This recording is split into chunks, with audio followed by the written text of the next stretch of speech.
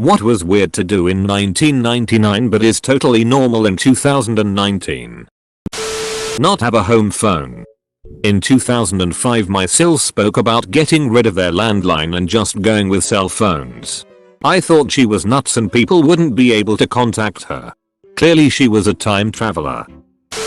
Give strangers on the internet your real name and location. Then get into a vehicle with them when they arrive. OSL? Spend the majority of the day staring at your phone. I mean, Snake was pretty kick-ass. Selfies. Imagine having a photo album developed in 1999 and the whole album was just of you taking pictures of yourself. They'd think you had no friends and were a little strange. Perfectly normal now. A couple months ago I was in a touristy place and saw 3 people trying to take an awkward selfie of themselves in the background. I offered to take the picture for them. I was turned down. Arriving to the airport 3 hours before. My dad used to fly for his work a lot. Having only hand luggage. Generally. He'd basically walk in like he was trying to catch a bus. Use a mobile phone in a concert instead of a lighter. I absolutely hate that. Sure. You don't burn the hell out of your finger. But it just isn't beautiful. It looks tacky, so what's the point of doing it at all? Talk on the phone while on the internet. Look at this fancy pants. Walk down the street talking to yourself. That still gets me sometimes. I asked a Walmart employee for help finding something. And she just started talking to a nearby Tupperware tub. Asking it if they had any pool noodles left in stock. She turned out to just be crazy.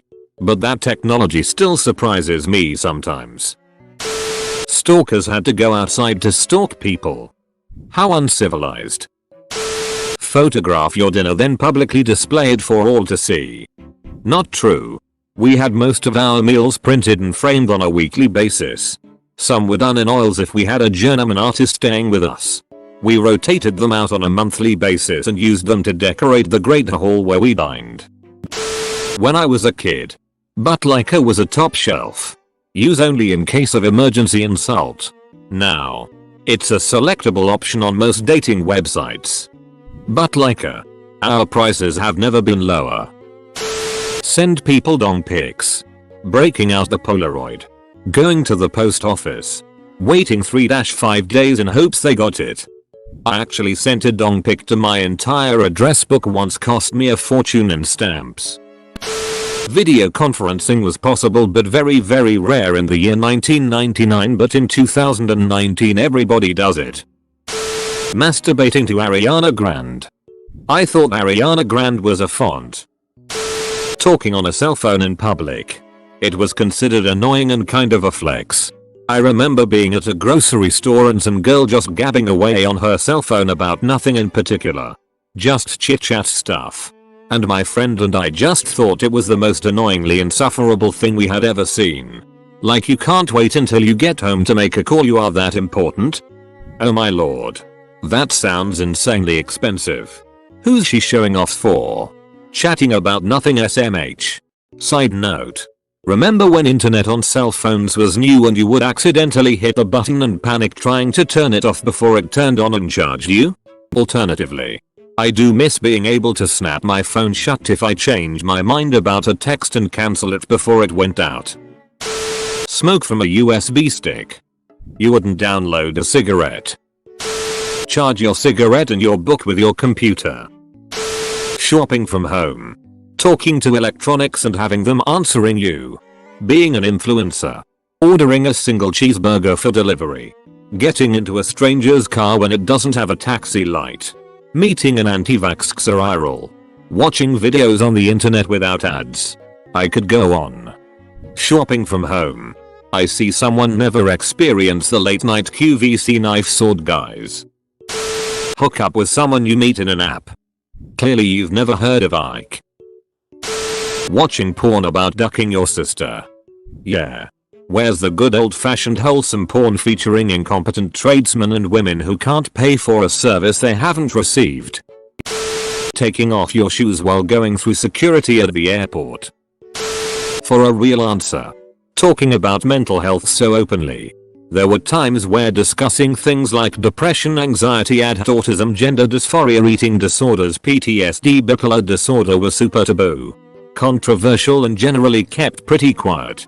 The progress we've made towards understanding, accepting, and treating a lot of mental health issues and disorders is incredible. It's worth noting that a large reason for this is lots of money can be made from various mental health treatments, but progress is progress. We're entering a renaissance period for mental health and understanding the brain. Of course there will be issues. We're seeing it already with corporate greed, doctors with conflicting interests, but I'm really hoping that we're going to end up with a much better understanding of what makes us, and hopefully effective treatments or even cures for the countless issues that have held us back for millennia. People romanticize the 90s, but honestly, the nail that stuck out got hammered down. If you had any issues or were not like the others, you buried that shit. Going to a store to buy legal cannabis. Film people in public randomly. Look up heavy metal parking lot. It was footage of tailgate parties at a concert in the 80s. People actually wanted to be filmed, as camcorders were so rare that they thought they were gonna be on TV. Talk to yourself while walking. I mean, there were cell phones then too, but generally hands-free were not very prevalent, and cell phones were huge, so someone on Bluetooth would look very weird. Do anything but make calls on your phone. Go outside for a cigarette. Edit. I'm in the UK. Smoking has been banned in every enclosed public building and inside the workplace since 2007. I quit several years back, but sitting in the pub and smoking today would be very strange regardless. Right, the date is 2019. Amazing. Playing video games as an adult. I remember my father making fun of my brother-in-law for playing PS1, Medal of Honor. He was 26 at the time. I play 2-3 hours daily and my pops just doesn't get it. Edit. Spelling. And to everyone saying it wasn't weird to me. Yeah, you're a outlier lol, or likely worked in office or IT. I was 3 in 1990 and a preteen at the end of the decade, and I knew no adults who played anything on console. Maybe growing up in rural Kentucky had me at a blue-collar disadvantage. I knew of older kids and some young adults who played on PC. Games such as Quake, Half-Life, Doom, Castle, Wolfenstein, but once again they were outliers. It's amazing, in 20 years gaming going from a market it was to enclosing more cash than any other sector entertainment industry. Maybe I'm wrong and this is just anecdotal to my area and people I was around. As a 1979 kid, I was into video games in the 80s, early 90s. Then dropped them in my teen years because I was too old. Around 1999 I think was a time when I went over to a friend's house who had a PlayStation and played some games, and just thinking, wow, I can still do this? I can just play these games and have fun even though I'm grown up?